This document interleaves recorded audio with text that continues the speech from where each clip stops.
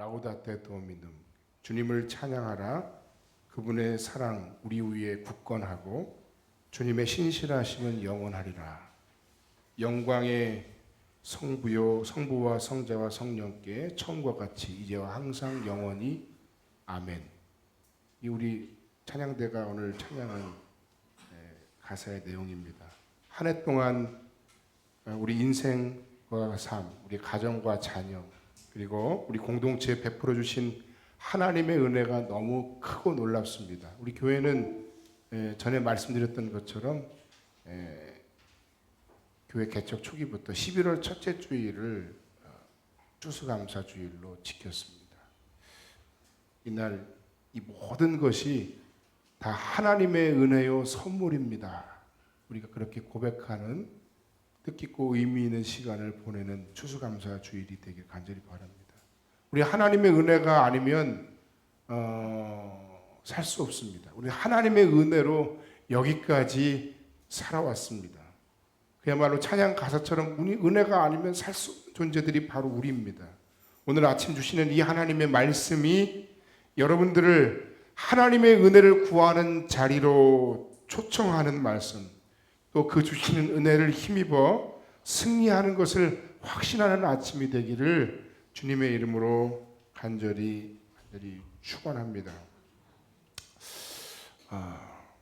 우리의 신앙생활은 일정한 패턴이 반복되는 것이 사실입니다. 그래서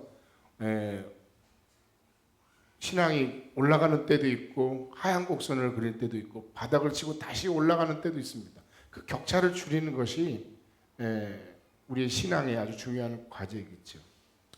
이것이 변함없고 한결같으면 참 좋겠지만 이 패턴을 가지고 우리가 나름 살아가는 것 같습니다.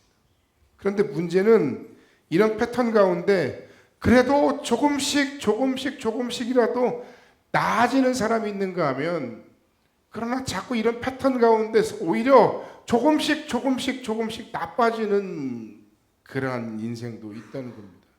작년 이맘때의 모습보다 현재 여러분의 신앙 그리고 그에 따른 여러분의 삶의 모습이 조금이라도 나아졌다. 형편이 아니라 우리의 마음, 우리의 신앙, 하나님을 향한 우리의 삶의 모습과 내 주변의 사람들, 내 가족들을 향한 우리의 태도가 조금이라도 좀 나아졌다 하면 굉장히 다행한 일입니다. 지금보다는 다음 달보다는 내년이 조금씩 더 나아질 것이라고 하는 그런 희망이 없으면 아주 불행하고 불쌍한 그런 인생인 것입니다. 지난주에 우리가 살펴본 것처럼 이스라엘은 구산 리사다임이라고 하는 통치자에 의해서 무려 8년간이나 지배를 받았습니다. 그때 하나님께서 이스라엘의 민족에 최초의 사사인 온니엘을 보내서 그를 통해서 다시 40년간 평화를 주셨다 하는 내용을 우리가 함께 나눴습니다. 그리고 이 최초의 사사였던 온니엘이 죽은 후에 그들은 또다시 죄를 범했다는 내용이 오늘 우리가 읽은 3장 12절 말씀에 기록되어 있습니다. 그들은 죄를 범했고 그 죄는 안타깝게도 우상 숭배의 죄였으며 결국 하나님은 또다시 누군가를 통해서 그들을 심판하셔야만 하는 상황이 되었다. 그들의 모습이 조금도 나아지거나 바뀐 것이 없었다 하는 내용입니다. 아들은 아버지의 실패를 반복하고 아버지는 자신의 실패를 반복하는 자식의 모습을 봐야 하는 그 저주 같은 아픔, 그 저주 같은 슬픔을 그들이 겪어야 했다는 것입니다. 그래서 이번엔 그들이 결국 연합군의 공격을 받게 되었습니다. 오늘 본문에 보니까 그들을 공격했던 대장의 이름은 모압 왕인 에글론이라고 하는 인물입니다. 그리고 그를 통해서 지배된 기간은 앞에 구산 리사다임에 의해서 통치됐던 8년보다 훨씬 더 긴 18년간이었다는 것입니다. 이 본문에 드러난 이 이스라엘의 저주 같은 반복되는 이 아픔, 그래서 무려 18년간이나 침략을 당한 이 사태의 심각성은 두 가지입니다. 하나는 뭐냐면 그들의 적이 이기지 못할 만큼의 강적이 아니었다는 겁니다. 뭐 대단한 사람들한테 침략을 받고 지배를 받은 게 아니었다는 거예요. 이들은 가난한 토착 민족이 아닙니다. 이들은 원래 이스라엘의 친척벌 되는 민족이에요. 모압이에요. 모압. 아브라함의 조카였던 롯의 자손들입니다. 이들은 스스로의 힘만으로 이스라엘을 쳐서 공격하고 지배할 만한 능력을 가진 사람들이 아니었습니다. 그래서 주변의 형제국인 암몬과 또 아말렉 족속을 규합하여 이스라엘을 공격했던 것입니다.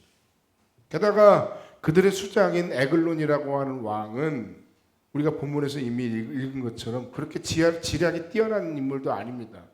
아주 굉장히 탐욕스러웠던 것 같습니다. 조금 이따 살펴보겠지만 에훗이 왕이여 내가 당신에게 은밀히 할 말이 있습니다. 했더니 뭔가 다른 걸 기대했던 것 같아요. 이런 아둔한 사람이에요. 에글론이라는 단어 자체가 통통한 작은 황소다 이렇게 이야기해요. 성경도 그를 굉장히 비둔한 사람이다라고 표현합니다.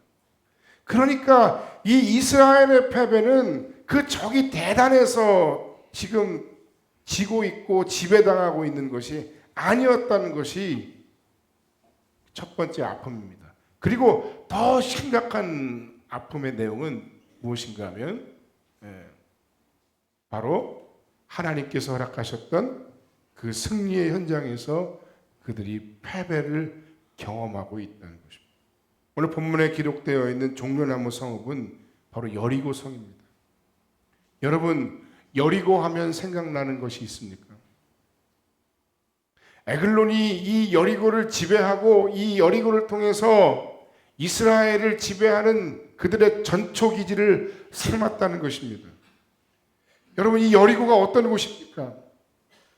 여리고는 이스라엘 백성들이 요단강을 건너서 가장 먼저 첫 번째 싸움을 해서 정복했던 성 아닙니까?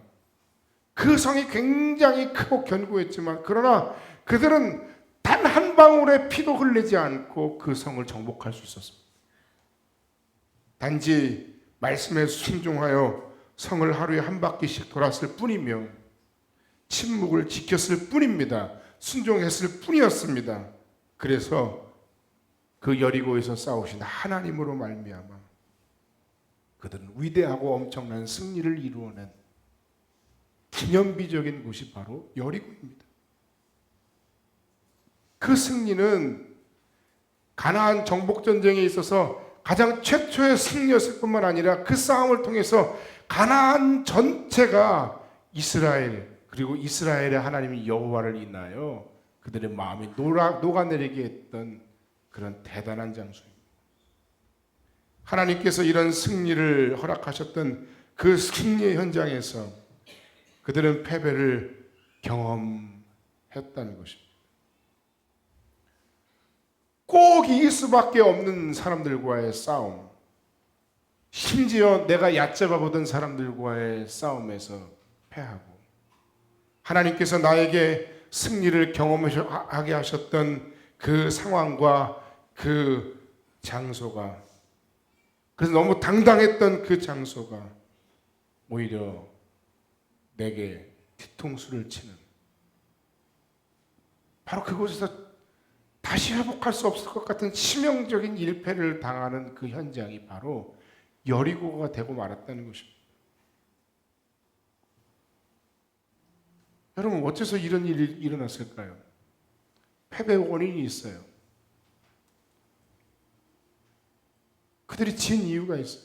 내가 과거에는 너무 손쉽게 이겼고 또 과거에 너무 우습게 여겼고 내가 마음만 먹으면 항상 나는 이길 수 있다고 생각했던 그곳에서 그 터전에서 그 장소에서 그 상황에서 그들이 지고 말았다는 거예요.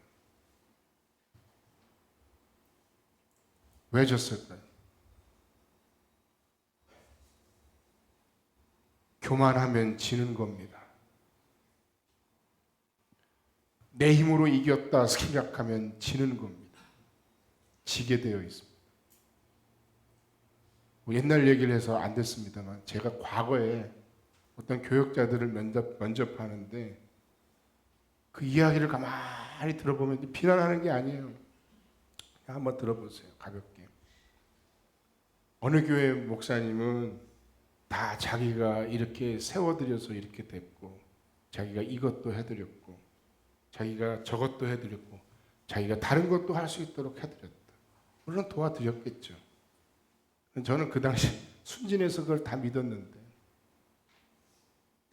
그러나 하나님의 일이 뭐 그렇게 한두 사람의 어떤 지혜와 힘만으로 되는 그렇게 단순한 일이 아니에요. 그리고 실제로 같이 일해보니까 대단히 죄송한 이야기입니다만 그 정도의 수준이 아니에요. 설령 그렇다 해도 그런 표현을 우리가 하고 다닐 수 있다는 것 자체, 그런 표현을 우리가 한다는 것 자체가 그 사람의 됨됨을 우리가 알 수 있게 하는 것입니다. 그럼 뭐라고 표현해야 될까요? 여러분 한번 생각해 보세요. 숙제입니다. 진짜 숙제입니다. 여러분이 이 숙제를, 방금 내드린 숙제 뭐였어요? 이런 상황에서 뭐라고 나는 얘기를 해야 될까? 뭐라고 생각하고 마음을 먹었어야 했을까? 여러분이 이 숙제를 잘 풀 수 있다면 하나님께서 당신을 더 귀하게 보시고 더 아름답게 사용하여 주실 줄로 믿습니다. 두 번째 패배의 원인은 은혜를 잊고 감사하지 않았다는 것입니다. 여러분, 이 굉장히 결정적인 장면입니다. 오늘 우리가 감사주의이기도 하지만 우리가 지금 절대로 배부른 소리를 하고 있을 때가 아니라는 말씀을 하는 겁니다. 여기서 말하는 배부르고 한심한 소리라고 하는 것은 불평하고 원망하는 소리입니다. 여러분, 우리가 이제는 그래서 조금 먹고 살고 있지 않습니까? 나는 저거 먹고 싶은데 도저히 나는 돈이 없어서 못 먹겠다. 그런 분들, 그 정도의 우리의 상황이 그 정도는 아닌 것 같아요. 애지간한 건 다 몇만 원만 마음 먹고 먹으면 먹지 않습니까? 가족이 무탈하고 건강한 것, 이것도 얼마나 감사한 제목이 아닌지 모릅니다. 이 부분도 우리가 누가 아프지 않으니까 실감이 안 나요. 아이들이 신앙으로 성장하는 것, 이것도 너무 당연하다고 생각되죠. 혹시 여러분들이 신앙의 조기 영재 교육을 잘 해서 지금 이 아이들이 신앙 안에 살고 있다, 그렇게 자복하고 계십니까? 먹는 문제, 건강의 문제, 자녀의 문제를 포함해서 우리의 삶의 모든 부분에서 이런 모든 것들이 그냥 다 당연한 것이다, 또는 심지어 내 노력 덕분이다 라고 생각하는 그런 부분들이 바로 우리로 하여금 과거의 승리의 자리, 당연히 이겼어야 했던 그 자리에서 이제는 하나님의 영광을 가리고 오히려 하나님께서 허락하셨던 그 승리를 비참하게 처참하게 놓치고 빼앗기는 그런 원인이 된다는 겁니다. 이해합니다. 충분히 이해합니다. 어쩜 그렇게 잘하시냐고요. 저도 그렇게. 당연한 것이 그러나 결코 당연한 것이 아닙니다. 오늘 우리는 이 추수감사주일에 이것을 생각해야 됩니다. 한 주간 특별 새벽 기도회를 하고 감사에 대한 많은 묵상들을 저는 저 나름대로 했습니다. 오늘의 설교를 위해서 했습니다. 당연한 걸 당연한 거라고 생각하는 순간 그 하나님의 크고 놀라우신 은혜를 우리가 잊고 사는 순간, 바로 그 순간이 여리고라고 했던 그 찬란하고 가고 위대한 승리를 경험했던 그 승리의 현장에서 오히려 패배를 경험하는, 다시는 돌이킬 수 없을 만큼 뼈저리게 아픈 그런 실패를 경험하는 그 원인이 될 수 있다는 사실. 우리가 하나님의 은혜를 너무 가볍게 여기고 하나님께서 허락하시는 그 복을 내 덕분이라고 가로채고 하나님의 은혜를 잊고 감사하지 못하는 우리의 영적 무지와 불신앙이 그런 치명적인 결과를 낳을 수 있다는 사실입니다. 여러분, 우리는 우리 성험교회 공동체 안에서 얼마나 많이 감사하고 있습니까? 목회자인 저도 불평할 때가 있습니다. 그러나 이 말씀을 준비하고 돌아보니 저는 정말 놀라운 하나님의 은혜를 받은 목회자입니다.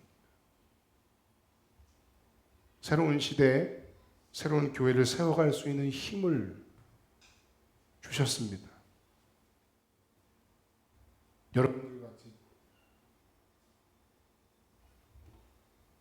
착한 교인들도 허락해 주셨습니다. 좋은 동역자들도 허락해 주셨습니다. 다른 목회자들이 저를 바라보면서 얼마나 부러워할까 하는 그런 생각을 했어요. 저는 정말 사역자로서 축복받은 목회자임에 분명합니다.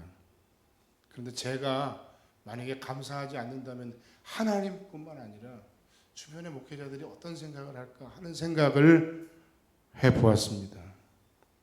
여러분, 성음교회의 교인으로서, 가족으로서 이 교회를 다니는 여러분의 마음은 어떤 마음인지 또한 궁금합니다. 물론 힘드시지요. 거리도 멀어졌고요. 여러 가지 아직 공사도 안 끝나서 많이 불편하죠. 그래도 우리 교회는 복받은 교회입니다. 할렐루야. 우리가 배부른 소리를 하면 안 됩니다. 하나님의 은혜를 잊으면 안 됩니다. 그 은혜를 잊고 감사를 놓치면 영광의 자리에서 패배의 자리로 떨어진다는 사실입니다. 마지막으로 그래서 하나님께서 이 이스라엘을 위해서 세우신 사사들의 면면을 우리가 함께 오늘 살펴보고 오늘 말씀을 마치기로 합니다. 15절 말씀에 의하면 이스라엘은 이 상황 속에서 결국 18년간이나 고통받고 부르짖은 후에야 결국 하나님께서 그들을 위해 사사를 보내십니다. 그 사사는 바로 먼저 베냐민 지파의 에웃이라고 하는 사사였습니다. 그런데 이 에웃이라고 하는 사사는 첫 번째 사사였던 온니엘과 비교했을 때 정말 너무나도 이해가 안 되는 측면이 많은 사람입니다. 온니엘은 정말 사사다운 사사였고 별로 흠이 없는 사사였고 청문 과정을 해도 별 탈이 없는 사사였습니다. 그에 반해서 오늘 하나님의 사사로 부름받은 에웃은 많은 핸디캡을 가지고 있는 사람이었습니다. 그의 세움에 대해서 어쩌면 많은 사람들이 갸우뚱하게 생각했을 수도 있는 그런 사람입니다. 에웃은 먼저 이스라엘 지파 사람들 가운데서 가장 약한 지파였던, 아니 거의 망하다시피 한 지파인 베냐민 지파의 사람이었습니다. 사사의 출신 배경도 그가 이스라엘을 통치하는 사사로서의 어떤 지도력에 영향력을 끼칠 수 있는 요인임에 틀림이 없습니다. 그리고 그는 왼손잡이 사사였다고 했는데 왜 굳이 왼손잡이라는 말을 강조했을까? 어떤 사람들은 그가 왼손잡이 사사였다는 것에 대해서 문자적으로 오른손을 쓰지 못하는 장애를 가졌다라고 생각하는 견해를 가진 학자들도 있습니다. 사사였던 에웃이 왼손잡이였다는 것에 대한 해석은 오늘의 기준으로 보면 말도 안 되는 이야기지만 당시에 사람들이 가졌던 사회적인 차별로서의 장애, 핸디캡을 가진 사람으로 취급받을 만한 그런 사람이었다는 것입니다. 그러나 그는 그 왼손을 더 특별하게 훈련해서 그 왼손을 그 어떤 오른손잡이들보다 훌륭하게 더 잘 사용할 수 있는 이스라엘의 최정의 용사가 되었다는 것입니다. 왼손을 금기시하는 고대 관습 속에서 왼손을 자유자재로 사용하는 사람은 군사적으로 오히려 유용한 자원입니다. 야구에서 왼손잡이 투수의 필요성 말할 것도 없죠. 당시의 전쟁에서도 더 특별한 차이를 만들어낼 수 있는 수단이 될 수 있었다는 것입니다. 뿐만 아니라 에우스는 아주 정통적인 리더십을 가진 사람이었다기보다는 꾀돌이형에 가까운, 사기꾼형에 가까운, 야곱에 가까운 그런 인물입니다. 에글론에게 공물을 바치러 가는 일행에 끼은 그는 공물을 바치는 일을 마친 후에 길갈에서 돌아왔습니다. 길갈에서 돌아와 에글론을 만나러 들어갑니다. 그의 여러 가지 비루하고 연약한 모습을, 핸디캡을 알았던 사람들은 별 제지 없이 그가 에글론을 만날 수 있도록 주선합니다. 그는 에글론 앞에 서서 특별한 이야기가 있다고 이야기하고 아주 기능적인 공간으로 들어가서 그는 숨겨가지고 들어갔던 칼로 에글론을 도모하고, 그리고 돌아와서 여호와께서 너희의 원수인 모압을 너희의 손에 넘겨주셨느니라 이렇게 선언하고, 그 이후로는 이스라엘이 모압에게 치는 일이 한 번도 없었다. 그래서 무려 80년간이나 평화가 유지될 수 있었다. 그 사이에 31절에 에우스에 이어 딱 한 줄만 등장하는 사사가 등장합니다. 그 사사의 이름은 삼갈인데, 이 삼갈은 더 황당합니다. 히브리식 이름이 아닙니다. 그의 출신 배경에 대해서 많은 사람이 의문을 가지고 있습니다. 아낫의 아들이라고 얘기했는데, 이 아낫은 바알신의 아내로 불리는 전쟁의 여신입니다. 삼갈이라고 하는 이름조차 어느 지역의 태양신의 이름과 똑같은 이름입니다. 한마디로 그는 이방인일 가능성이 굉장히 높은 사람입니다. 그래서 어떤 이유인지는 알 수 없으나 우연히 블레셋 사람 600명을, 그것도 소문은 막대기로 물리쳐 죽이고, 아주 우연히 또는 심지어는 그의 의도와는 상관없이 하나님의 부르심에 쓰임받은 사사라고 사람들이 생각하고 있습니다. 이런 사람들이 어떻게 울부짖는 이스라엘을 위한 하나님이 세우신 하나님의 구원자들로 쓰임받을 수 있었을까? 그러나 여러분, 하나님의 구원은 오히려 비주류들을 통해서, 연약함을 통해서, 패배를 통해서, 미련하고 우매함을 통해서 올 수 있다는 사실을 기억하시기를 바랍니다. 너희를 부르심을 보라. 육체를 따라 지혜로운 자가 많지 아니하며 능한 자가 많지 아니하며 문벌 좋은 자가 많지 아니하도다. 그러나 하나님께서 세상에 미련한 것들을 택하사 지혜 있는 자들을 부끄럽게 하려 하시고, 세상에 약한 것들을 택하사 강한 것들을 부끄럽게 하려 하시며, 하나님께서 세상에 천한 것들과 멸시받는 것들과 없는 것들을 택하사 있는 것들을 패하려 하시나니, 이는 아무 육체도 하나님 앞에서 자랑하지 못하게 하려 하심이라. 하나님의 선택은 우리가 보는 기준과 다릅니다. 완벽해서 우리가 하나님 앞에 쓰임받는 것이 아닙니다. 하나님은 애욱 같은 사람, 삼갈 같은 사람도 쓰시는 분입니다. 하나님이 저같이 연약한 인생도 하나님의 일꾼으로 부르셔서 쓰시는 중이라고 저는 확신합니다. 이 말씀은 내가 가진 환경의 좋음과 몇 번의 성공의 경험으로 하나님이 나를 쓰실 수밖에 없을 것이다 라고 하는 그런 마음의 교만을 버리라는 말입니다. 동시에 반대로 우리의 연약함과 우리의 실패, 우리의 능력 없음으로 나는 하나님께 쓰임받는 것이 결코 불가능할 것이다 라고 생각하는 그런 사탄의 정죄와 유혹을 우리가 이겨내야 한다는 말입니다. 고린도후서 4장은 우리의 인생을 질그릇이라고 표현합니다. 바울 자신이 질그릇과 같이 연약하고 흠이 많고 부족한 인생이라고, 깨지기 쉬운 인생이라고 고백하고 있습니다. 하지만 자신은 그 질그릇 속에 보화를 가진 자라고 설명하고 있습니다. 부서지기 쉬운 내게, 넘어지기 쉬운 내게 그리스도 예수를 허락하셨다는 뜻입니다. 하나님 나라를 회복하고 증언하는 일에 쓰임받을 수 있도록 하나님께서 우리에게 사명도 허락해 주셨다는 뜻입니다. 그러므로 그렇게 하나님의 은혜로 자격 없음에도 부름받은 나나 여러분들은, 우리 공동체는 그 하나님의 은혜 앞에 겸손히 순종하며 하나님의 나라를 위해 더 충성하는 인생과 공동체를 이루어가야 한다는 것입니다. 비록 질그릇일지라도 하나님의 손에 붙들리면 우리는 하나님의 귀한 일에 쓰임받게 됩니다. 자격 없는 자에게 거저 주시는 축복, 바로 그것이 은혜입니다. 결론의 말씀을 드리고 말씀을 마칩니다.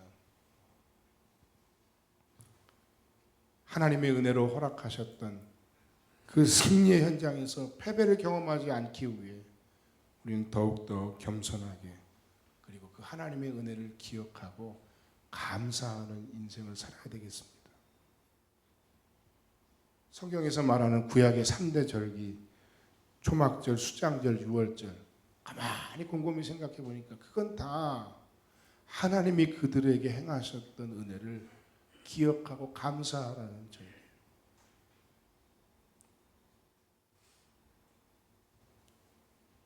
이스라엘 백성들이 애굽에서 탈출해서 목숨을 걸고 나올 때 그들을 구원하신 해방 기념일,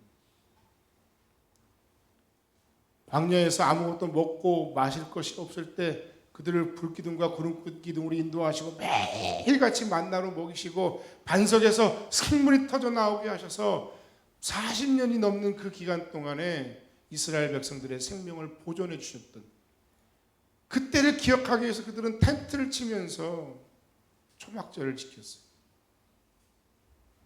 그리고 하나님 앞에 그들이 거뒀던 첫 은혜, 첫 열매의 감격을 통해서 하나님 앞에 영광을 돌렸어요. 왜 이런 절기를 하나님께서 명령하신 것일까요? 왜 하나님은 우리에게 추수감사주의를 지키라고 말씀하시는 것일까요? 생색을 내려고? 야, 이게 다 내 덕이야. 하나님이 그것을 우리에게 말씀하시기 위해 우리에게 이 절기를 지키라고 말씀하시는 것이 아니에요.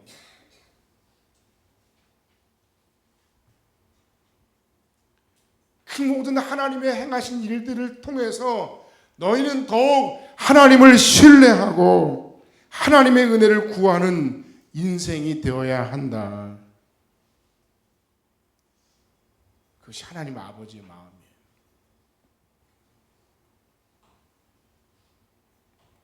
2019년 추수감사주의를 맞이한 여러분, 자격 없는 저나 여러분에게 허락하신 그 하나님의 베푸신 은혜에 보답하는 인생을 살기 위해서 하나님 나라와 이웃들에게, 하나님 나라의 회복과 이웃들을 사랑으로 섬기는 일에 더욱 귀하게 쓰임받기를 기뻐하고 받은 바 은혜의 감사의 조건들을 함께 나누는 그런 공동체가 되시기를 주님의 이름으로 간절히 축원합니다.